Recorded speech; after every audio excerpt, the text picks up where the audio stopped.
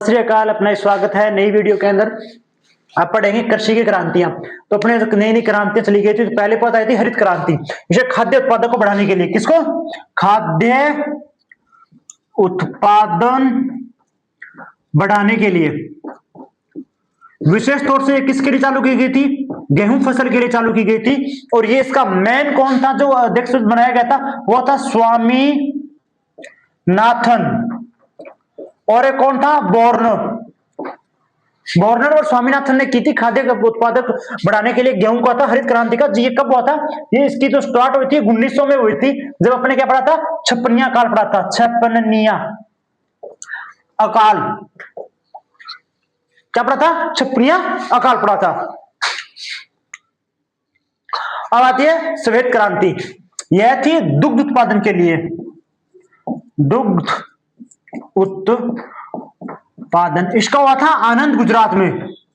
आनंद में दुग्ध उत्पादन की सबसे बड़ी अपनी डेयरी है, जो यूनिवर्सिटी बनी हुई है जिसका दुग्ध नाम है, वो आनंद केंद्र है। तो यहां से स्टार्टिंग होती है गुजरात में। आनंद गुजरात में पड़ता है, अपने अहमदाबाद के पास है। ठीक है। श्वेत क्रांति दुग्ध उत्पादन के लिए। पीली क्रांति क्या है? पीली क्रांति तिलहनी फसलों के लिए। तिलहनी फसलों के लिए। तिलहनी फसलों के लिए पीली क्रांति थी। इसमें विशेष तौर से मेन कौन था? सरसों। सुनहरी क्रांति। सुनहरी क्रांति बागवानी के लिए। किसके लिए? बागवानी के लिए। बागवानी के लिए मतलब सुनहरी, मतलब सुनहर करना। और फिर आ गया सुनहरी क्रांति किसके लिए? बागवानी के लिए।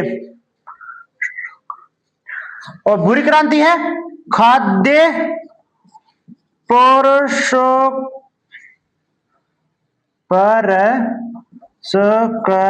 प्रसंस्करण, खाद्य प्रसंस्करण और फूड प्रोसेसिंग।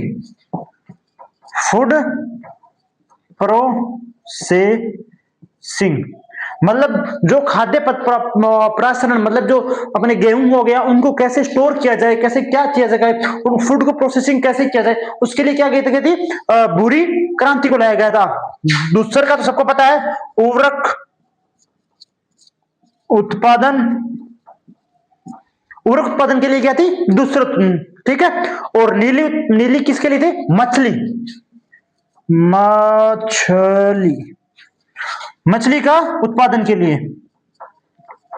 मछली उत्पादन के लिए नीली क्रांति थी। लाल क्रांति किसके लिए थी? मांस और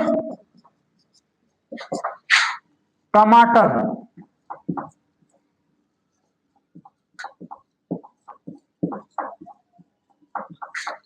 मांस और टमाटर उत्पादन के लिए क्या थी? लाल क्रांति थी। ठीक है। पहले पढ़ते हैं हरित क्रांति खाद्य उत्पादक बढ़ाने के लिए थी। गेहूं है स्वामीनाथन ने स्टार्ट की थी। श्वेत क्रांति दुग्ध उत्पादन के लिए। पीली क्रांति तिलहनी फसलों के लिए। सुनहरी क्रांति बागवानी के लिए। भूरी क्रांति खाद्य के लिए। दूसरी क्रांति उर्वरक के उत्पादन के लिए। नीली क्रांति मछली उत्पादन के लिए। लाल क्रांति मांस व टमाटर उत्पादक के लिए है। अब आ गया गुलाबी क्रांति। गुलाबी क्रांति किसके लिए है? प्याज और झींगा उत्पादन के लिए। प्याज, झींगा, गुलाबी। बॉयज एक सेकेंड। ठीक है। और रजत क्रांति है अंडा व मछली के लिए। किसके लिए? अंडा व मछली उत्पादन के लिए। गोल्ड क्रांति किसके लिए?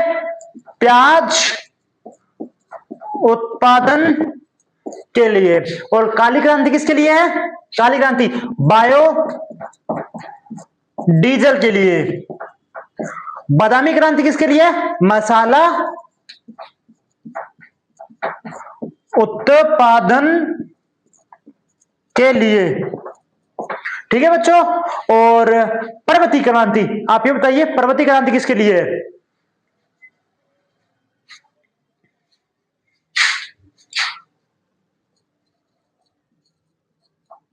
भिंडी उत्पादन के लिए। सॉरी, यहां पे गलती होगी। गोल्ड क्रांति है वो आलू के लिए है। मैं सोचा प्याज कैसे लिख रखा है यहाँ पे ना। तो गोल्ड क्रांति आलू के लिए, थोड़ा देख लेना ना। ऑरेंज क्रांति नींबू व संतरा।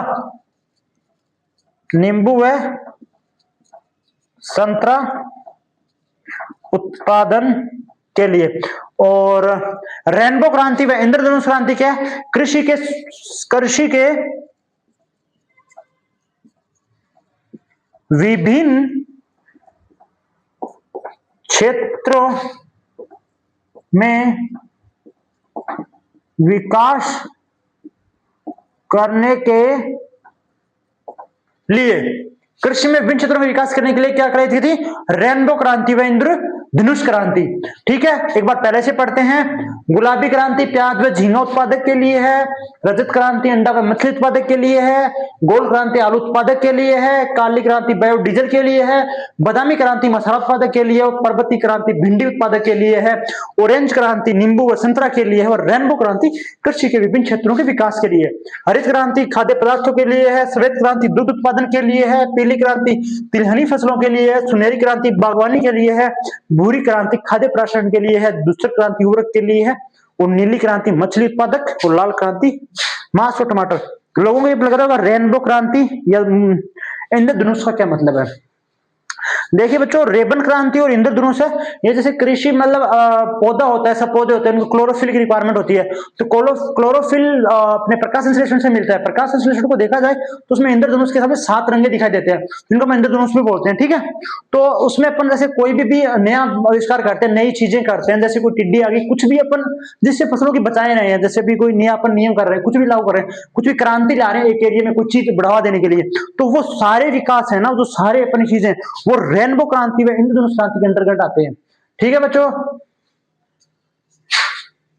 कृषि की सारी क्रांतियां हैं, इनसे बाहर कोई प्रश्न नहीं आने वाला। मैं मोस्ट इंपोर्टेंट है बादामी क्रांति, क्योंकि मसाला उत्पादक के लिए है। थोड़ा सा ये देख लेना, क्योंकि जो पेपर बनाता है वो फेल करने के लिए बनाता है, आपको पास करने के लिए नहीं बनाता है। तो क्योंकि उसको टारगेट रहता है कि आप 10 लाख और 5 लाख फॉर्म भर रहे हैं, अभी 200 पद है, 400 पद है, तो वो हमेशा ये सोचता है कि मैं फेल कैसे कर पाऊं। तो वो ये क्रांतियां नहीं पूछेगा, क्योंकि सबको पता है कि इनका क्या है। बादामी क्रांति पूछेगा क्योंकि थोड़ा ये लग रहा है, और रजत क्रांति पूछ लेगा, किसके लिए? बादामी पूछ लेगा, गुलाबी पूछ लेगा, रेनबो क्रांति पूछ लेगा, ठीक है, धूसर क्रांति पूछ लेगा, भूरी क्रांति पूछ लेगा, जो अपने को नहीं आती है। तो हर इंसान को नहीं आती है ना, मतलब कुछ 30-40 60-40 ऐसे, पर ये है 80% 90% है। हरित क्रांति सबको पता है। तो एक बार इसको देख लो और उतार लो।